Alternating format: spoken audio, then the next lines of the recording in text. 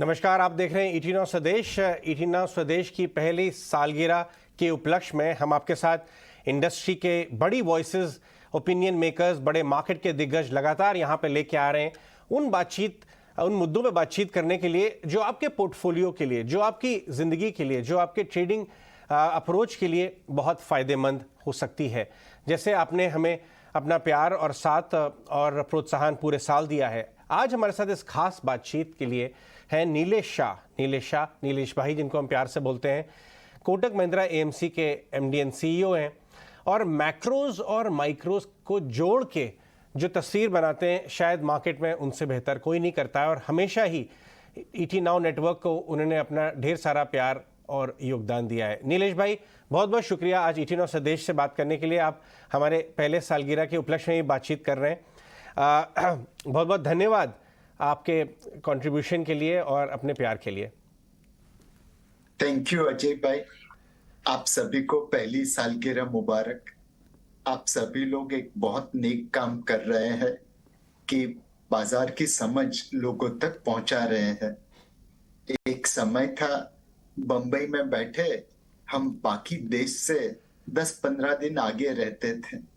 आज आप लोगों की वजह से वो इंफॉर्मेशन असिमेट्री खत्म हो चुकी है और लोग चाहे किसी भी कोने में हो, मार्केट के बारे में, ग्लोबल सिचुएशन के बारे में उतनी पकड़ रखते हैं, उतनी नॉलेज रखते हैं जो हम बंबई में बैठ के कर रहे हैं। भाई बिल्कुल, और हम यहाँ ईटी नाउ स्वदेश पे ये बात भी आगे लेके चल रहे हैं कि बदलो बढ़ो देश के साथ। देश में जिस हिसाब से छोटे शहरों में, कस्बों में, गाँव में और नॉन मेट्रोज में निवेश की बातचीत, बहुत जागरूकता बढ़ी है और बहुत उत्सुकता भी है नई नई चीज़ें, कॉम्प्लिकेटेड चीज़ों को सरल भाषा में जानने की, ताकि उनकी ज़िंदगी में एक बदलाव आ सके। और यही हमारी मुहिम है और इसमें आपका भी कंट्रीब्यूशन रहा है, तो बहुत बहुत धन्यवाद। आज का दिन आरबीआई पॉलिसी होके चुकी है। हाल ही में आरबीआई पॉलिसी के बाद बाजार को एक बहुत जोर का अपमूव हमने देखने को मिला है। लेकिन मैं आपसे इस समय मैक्रो से स्टार्ट करना चाहूँगा ये बातचीत कि एक ऐसा समय में है, जैसे कि गवर्नर साहब ने बोला, आई ऑफ द स्टॉर्म में है ग्लोब। लेकिन भारत एक अनूठा राष्ट्र उभर के आ रहा है इस समय, जहाँ पे पॉलिसी पुश बहुत तगड़ा है। मोदी जी लगभग रोज़ ही एक नए बड़े प्रोजेक्ट को उद्घाटन कर रहे हैं। दूसरी तरफ बड़े कॉर्पोरेट से बात करते हैं तो उनकी बैलेंस शीट्स बहुत बढ़िया है और मैन्युफैक्चरिंग वापस आ गई है। अभी तक सिर्फ सर्विसेज थी। यहाँ डोमेस्टिक इन्वेस्टर भी एफआईएस की सेलिंग को पूरा एब्जॉर्ब किए जा रहा है। आप इस समय को कैसे देखते हैं, क्योंकि आपके पास 30 साल का नज़रिया है और आपके पास एक मैं कह सकता हूँ 30 साल का चार्ट है भारत का, और आप अपने पेडिस्टल से ये देख सकते हैं कि आगे आने वाले साल निवेशक के लिए कैसे हो सकते हैं इस माहौल में। अजय भाई, जैसे ऑनरेबल गवर्नर ने बताया है, ग्लोबल मार्केट्स में, ग्लोबल इकोनॉमी में बहुत बड़ा स्टॉर्म चल रहा है, बहुत बड़ा तूफान चल रहा है। उसके बीच में हमारी कश्ती आज भी काफी अच्छी तरह से चल रही है। महंगाई का दर हमारे यहाँ पे 8 साल में सबसे ऊपर था, बट बाकी देशों में 40-40, 50-50 सालों में ऊपर था। पिछले 12 महीनों से भारतीय महंगाई का दर अमेरिकन महंगाई से 2% नीचे है। ऐसा पहले कभी नहीं हुआ कि अमेरिकन कंज्यूमर को महंगाई का मार भारतीय कंज्यूमर से ज्यादा लग रहा है। ग्रोथ भी भारत में ठीक ठाक है, 7.2% से 7% रिवाइज डाउनवर्ड हुई, बट बाकी जगह पे तो लोग रिसेशन में पहुंच गए हैं। हमारे यहाँ पे एक छोटी सी कंसर्न है एक्सटर्नल बैलेंस की, कि हमने डेफिसिट कुछ ज्यादा चल रही थी ऑयल के दाम बढ़ने की वजह से। अब उसमें भी light at the end of tunnel दिख रही है कि ऑयल प्राइसेस नीचे आए हैं और कल जो नंबर आया था बैलेंस ऑफ पेमेंट का, वो सरप्राइजिंगली पॉजिटिव आया था। ये सारी चीजों को अगर हम कंबाइन करें तो ऐसे लगता है जैसे 2014 में भारत 10th लार्जेस्ट इकोनॉमी था वर्ल्ड में, आज 5th लार्जेस्ट हो गया। और 2030 तक अगर हम मेहनत करते रहे तो दुनिया की थर्ड लार्जेस्ट अर्थव्यवस्था बन जाएंगे। ये जो जर्नी है 10वीं रैंक से तीसरी रैंक जाने की, वही भारत की रियल स्टोरी है। कुछ कुछ शब्द मुझे गवर्नर साहब की कमेंट्री में कुछ खास एकदम स्टैंड आउट कर रहे थे। उन्होंने कैपेक्स की बात की, उन्होंने रूरल ग्रोथ की बात की, क्रेडिट ग्रोथ की वापस आने की बात की, और उन्होंने ये भी बताया कि और वो अडिग रहे अपनी इन्फ्लेशन फोरकास्ट पे। हालांकि उन्होंने ग्रोथ की फोरकास्ट को बहुत मामूली तरीके से ट्रिम किया, लेकिन उन्हें बहुत कॉन्फिडेंस सा बाजार को लगा उनकी बातचीत में कि शायद जो जितने भी इन्फ्लेशन के एलिमेंट्स हैं वो धीरे धीरे नीचे की तरफ मुड़ रहे हैं। आप कैसे देखते हैं इन सब बातों को? अजय भाई, मुझे लगता है कि बारिश अच्छी होने की वजह से एग्रीकल्चर कमोडिटीज के दाम कम रहेंगे। ऑयल के दाम ये ग्लोबल रिसेशन की वजह से कम रहेंगे और कमोडिटीज के दाम भी करेक्शन हो रहे हैं। तो जैसे आरबीआई ने प्रोजेक्ट किया है कि जनवरी से मार्च 2023 क्वार्टर के बीच में इन्फ्लेशन नंबर बिग फिगर 7 से 6 और 6 से 5 की तरफ आता रहेगा। 2023 साल का एवरेज इन्फ्लेशन आरबीआई के हायर टारगेट रेंज से ऊपर ही रहेगा, बट 2023 में उसका अपने को डाउनवर्ड रिविजन देखने को मिलेगा। ओवरऑल मुझे लगता है कि बाहर की देशों की सिचुएशन के सामने अगर देखें तो हमारी महंगाई, हमारी ग्रोथ, हमारी फॉरेन एक्सचेंज रिजर्व पोजीशन, ये सारी चीजें काफी अच्छी तरह से है। ऑब्वियसली जब बाहर तूफान आता है तो थोड़ी बहुत इम्पैक्ट हमारे वहां पे आएगी, बट आज की तारीख में हम एक कुशल नेविगेटर के हाथ में है, वो हमें हमारी नैया को पार जरूर लगा देंगे। बिल्कुल, हमारे यहाँ 84 लाख देवी देवताएं भी हैं और विघ्नहर्ता भी हैं। वो हम लोग की नैया तो देश की पार लगा ही देंगे, सबका आशीर्वाद मिलेगा। नीलेश भाई, ये बताइए कि भारत की समृद्धि में कॉर्पोरेट इंडिया की समृद्धि का बहुत बड़ा रोल है। कॉर्पोरेट ज़्यादा आमदनी करेंगे, कमाएंगे, तभी सेवर्स सेव कर पाएंगे, इन्वेस्ट कर पाएंगे, कंज्यूमर्स कंज्यूम कर पाएंगे। पिछले कुछ महीनों और क्वार्टर्स में हमें ये देखने को मिला कि हमारी सेविंग्स रेट थोड़ी थोड़ी नीचे आई है। बहुत कोलैप्स नहीं की है, लेकिन ट्रेंडिंग लोअर है। कुछ लोग इससे चिंता दिखाते हैं, दूसरी तरफ लोग कहते हैं कि जब भी कोई इकोनॉमी बहुत हाई ग्रोथ फेज में और प्रॉस्परस होने की डायरेक्शन में, समृद्ध होने की डायरेक्शन में जाती है, तो कंजम्पशन बहुत बढ़ जाता है। आप इस पॉइंट को किस तरफ से देखेंगे? पहली पॉइंट से कि भाई चिंता की बात है, सेविंग्स रेट गिर रहा है, या कंजम्पशन बढ़ रहा है, उस एंगल से देखेंगे? अजय भाई, भारत के बारे में ये कह सकते हैं कि आप जो भी बात कहे उसका ऑपोजिट भी सच होता है। We have such a large country, it is almost like a continent. अगर आप एक चीज एक प्रदेश के लिए कहते हैं तो दूसरे प्रदेश में उससे उल्टा भी कुछ हो सकता है। सेविंग्स के बारे में अगर देखें तो कोविड-19 की वजह से middle and bottom end of society में सेविंग्स की दरें कम होगी। लोगों की आजीविका के ऊपर इम्पैक्ट आई थी, तो उन्होंने शायद बोरोइंग करके जीवन निर्वाह किया, या शायद उन्होंने अपनी बैलेंस शीट लिक्विडेट करके जीवन निर्वाह किया। आज इनकम धीरे धीरे रिकवर हो रही है, तो ऑब्वियसली उनके सेविंग्स के ऊपर इम्पैक्ट बनी रहेगी। जो रिच थे, टॉप ऑफ द पिरामिड थे, उनकी सेविंग्स में एक्चुअली बढ़ोतरी हुई है। तो एवरेज सेविंग्स रेट थोड़ी कम हुई है, बट उसके अंदर जो रिच लोग हैं उनकी सेविंग्स रेट बहुत ज्यादा बढ़ी है, और मिडिल एंड बॉटम पिरामिड की सेविंग्स रेट थोड़ी और कम हुई है।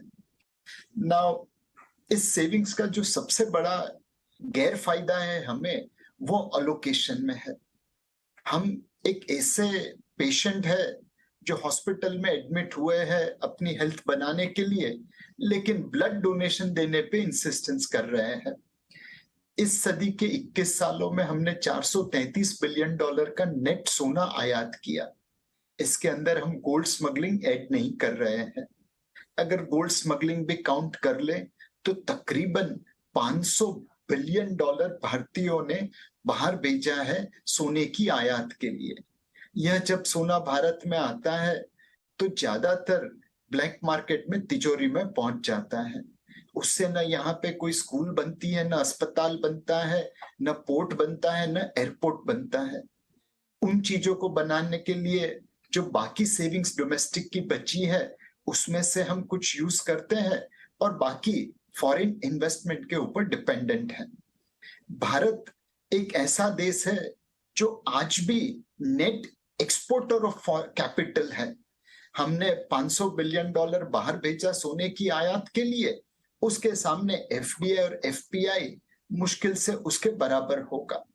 तो जब तक हम अपनी सेविंग्स की अलोकेशन नहीं सुधारेंगे, जब तक हम अपनी सेविंग्स को गोल्ड से फाइनेंशियल एसेट्स में ट्रांसफर नहीं कर पाएंगे, तब तक हमारी डिपेंडेंसी ग्लोबल कैपिटल फ्लोज के ऊपर रहेगी। तब तक हम ग्लोबल इवेंट से इंपैक्ट होते रहेंगे। उम्मीद करते हैं कि आने वाले समय में सेविंग्स की रेट बढ़े और सेविंग्स एलोकेशन में हम फाइनेंशियल एसेट्स को ज्यादा प्रावधान दे। ये दोनों चीजें मिला के भारतीय इकोनॉमी को ग्लोबल इंपैक्ट से और भी इंसुलिन कर सकते हैं। अगर ग्लोबल पेडिस्टल की बात करें तो पिछले 10, 15, 20 सालों में इंडियन आईटी कंपनीज ने, इंडियन फार्मा कंपनीज ने एक बहुत बड़ा नाम कमाया अपना दूसरी देशों के वनस्पत। आगे आने वाले कुछ सालों में कौन सी ऐसी इंडस्ट्रीज हैं या सेक्टर्स हैं जो ग्लोबल लेवल पे कंपैरेटिव और ग्लोबल लेवल पे माने जाएंगे? हमारे यहाँ से एक दो कंपनी है जो रिलायंस ग्रुप, अदानी ग्रुप अभी टॉप में आ गए हैं, लेकिन और कुछ सेक्टर्स की बात करें, मुझे याद आ रहा है कुछ महीनों पहले आपने यहीं हमारे ही शो पे एक लेजेंडरी कमेंट दिया था जो फिर टॉक ऑफ द टाउन हो गया कि आगे आने वाले सेक्टर्स में इंडियन केमिकल स्पेस से अगले अजीम प्रेमजी और नारायण मूर्ति बनेंगे। फिर वो व्हाट्सएप ग्रुप्स पे हर जगह पूरे इंडस्ट्री में उससे बातचीत होने लगी थी। कुछ और ऐसे सेक्टर्स जो अभी मिड साइज्ड हो या इवन स्मॉल हो, बट आपको लगता है कि आगे आने वाले सालों में बहुत बड़ा हिस्सा अपना बना सकते हैं, स्पेशली मैन्युफैक्चरिंग स्पेस से? So apart from chemical sector Ajay भाई, मुझे लगता है कि अब मैन्युफैक्चरिंग में इंडियन रेनेसेंस आ सकता है। इंजीनियरिंग एंड कैपिटल गुड्स क्षेत्र में भारतीय कंपनीज अब कॉम्पिटिटिव बन रही है। एक, उन्हें लोकल मार्केट से ऑर्डर मिल रहे हैं, ऊपर से चाइना +1 की वजह से एक्सपोर्ट मार्केट से ऑर्डर मिल रहे हैं। जैसे जैसे उनके पास वॉल्यूम बढ़ता है, इकोनॉमीज ऑफ स्केल आ रही है और इसके साथ साथ रुपये का जो डिप्रिशिएशन हुआ है वह भी इन कंपनीज के लिए फायदेमंद रहेगा। तीसरी चीज, इस क्षेत्र में हमारी डिजाइन या मैन्युफैक्चरिंग कैपेबिलिटी है। बहुत सारे मैन्युफैक्चरिंग क्षेत्र में हम उतने कॉम्पिटिटिव नहीं है जितने होने चाहिए, बट कुछ क्षेत्र में हम काफी कॉम्पिटिटिव हैं। आईटी, फार्मा और केमिकल की स्टोरी तो बहुत लोगों को मालूम है, बट अब कुछ हद तक उसी प्रकार की story engineering, capital goods, automobile component जैसे क्षेत्र में भी देखने को मिलेगी। एक ही इसमें अजय भाई और कहना चाहूंगा कि मैन्युफैक्चरिंग सेक्टर बॉटम अप है। आपको उस प्रमोटर, उस कंपनी में निवेश करना होगा जिन्होंने फ्यूचर के लिए अपने आप को रेडी किया है, चाहे डिजाइन कैपेसिटी हो, मैन्युफैक्चरिंग कॉम्पिटिटिवनेस हो, चाहे रिलेशनशिप विद क्लाइंट्स हो। ये सारी चीजों में जिस कंपनी ने अच्छा कार्य किया है उसी को इस मैन्युफैक्चरिंग रेनेसेंस का फायदा मिलेगा। कुछ चैलेंजेस की बात करते हैं, क्योंकि ये सब टारगेट्स जो आपने बताए हैं वो अचीव करना भी बहुत जाइगेंटिक टास्क है। जी हाँ, माहौल का फ़ायदा मिल रहा है देश को और स्मार्ट कॉर्पोरेट्स इन सारी बातों का ध्यान भी रख रहे हैं जैसा कि आपने बताया, लेकिन कौन से ऐसे चैलेंजेस हैं? कुछ और देशों से कंपटीशन, कुछ बड़े प्रोजेक्ट इम्प्लीमेंटेशन में बाधाएं या स्लो डाउन एग्जीक्यूशन में, कौन से ऐसे चैलेंजेस को देश के बड़े स्टेक होल्डर्स को ध्यान में रखना पड़ेगा वाकई में हमें $5 ट्रिलियन, उसके बाद 8, उसके बाद 10, ये जो रहा है, जो रोड मैप आपने बात की, उसे वाकई में अचीव करने के लिए? एक चीज अजय भाई, रूल ऑफ लॉ है। कैपिटल हमेशा वहां पे आता है जहां पे कानून का राज हो। आज हमारा जुडिशियल इंफ्रास्ट्रक्चर बहुत ओवरबर्डन है। यहाँ पे डिसीजन आने में, सेटलमेंट होने में काफी समय लग सकता है। कैसे हम अपने जुडिशियल इंफ्रास्ट्रक्चर को इम्प्रूव कर सके, कैसे हम अपने कमर्शियल डिस्प्यूट्स को आसानी से सेटल कर सके और रूल ऑफ लॉ वाकई ऑन ग्राउंड ला सके, वह निवेशकों के लिए बहुत जरूरी होगा। दूसरा चीज अजय भाई, जियोपॉलिटिकल रिस्क है। एक समय था जब दुनिया ने ईरान के ऊपर सैंक्शन लगाई थी तो हम उससे सस्ता ऑयल खरीद नहीं सके थे। आज की तारीख में दुनिया ने रशिया पे सैंक्शन लगाई और हमने रशिया से ऑयल उसी तरह खरीदा जैसे चाइना या यूरोप खरीद रहे थे। अगर हम इस जियोपॉलिटिकल सिचुएशन में अपने इंटरेस्ट को प्रोटेक्ट नहीं कर पाते तो हायर एनर्जी हमारी कमर को तोड़ देता। तो कैसे हम ये जियोपॉलिटिकल रणभूमि में अपने आप को नेविगेट करें और अपने इंटरेस्ट को प्रोटेक्ट करें, ये बहुत बड़ी चैलेंज होगी भारत के लिए। और जैसे हमने रशिया से ऑयल सस्ते दाम पे खरीदा ताकि हमारा इंटरेस्ट प्रोटेक्टेड रहे, वैसा ही हर बार करना पड़ेगा।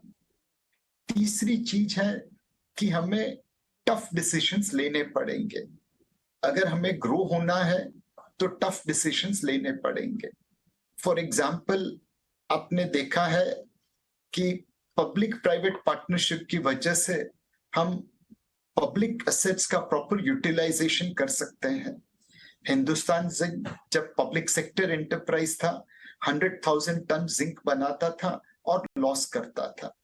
ये पब्लिक प्राइवेट पार्टनरशिप में आ गया, आज प्रोडक्शन तकरीबन 1.5 मिलियन टन से ज्यादा है और प्रॉफिट कर रहा है। इस तरह से अगर हम सारी पब्लिक एसेट्स का यूटिलाइजेशन बढ़ा सके तो देश का भी फायदा होगा। ये डिसीजन लेने की हमारे पास एज अ कंट्री गुंजाइश होनी चाहिए। तो अगर ये 3 चीज हम कर ले, tough decisions which are necessary for economic wellbeing, rule of law and navigating geopolitical रणभूमि टू बेनिफिट इंडियाज इंटरेस्ट, ये 3 चीजें अगर हमने अचीव कर ली तो मेरे हिसाब से कोई हमें रोक नहीं सकता to become the 3rd largest economy in the world. जी हाँ नीरज भाई, इनफैक्ट जियोपॉलिटिकल इंटरेस्ट की जो आपने बात कही है, तो हमारे फॉरेन मिनिस्टर मिस्टर जयशंकर बहुत ही शानदार काम कर ही रहे हैं। उनके कमेंट्स और उनके फैंस तो देश में बढ़ते ही जा रहे हैं, हम सब ने देखा है। लेकिन बहुत बहुत शुक्रिया नीलेश भाई आज हमारे लिए समय निकालने के लिए और इस खुशी के मौके पे ET न्यूज़ स्वदेश को समय देने के लिए। और हम उम्मीद करते हैं कि यहाँ से भी आगे आने वाले सालों में आपका योगदान और मार्गदर्शन लगातार हमारे साथ बना रहेगा। बहुत बहुत धन्यवाद आज आने के लिए। धन्यवाद।